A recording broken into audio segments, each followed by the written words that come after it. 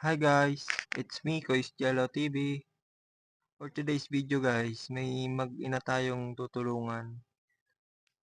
Bibigyan natin ng kahit konting pagkain man lamang. Dahil sa kanilang sitwasyon, sila ay talagang nakakaawa at kapos rin sa buhay. At sana, matulungan niyo po ako na bigyan sila ng kahit konting tulong para sa kanilang pangtustos at pangangailangan. Sa pagkakataong ito, narito na kami sa kanilang tahanan. At makikita naman ninyo sa video ang sitwasyon ng mag-inang ito.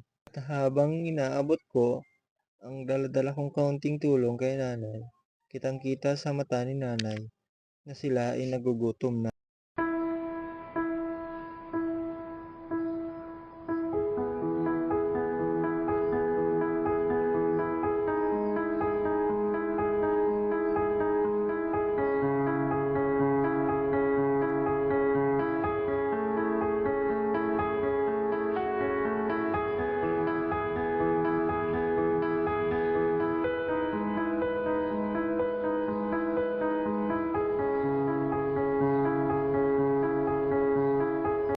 At sa pagkakataong ito, habang kinakausap namin si nanay, ako ay naaawa at nalulungkot sa kanyang mga karanasan.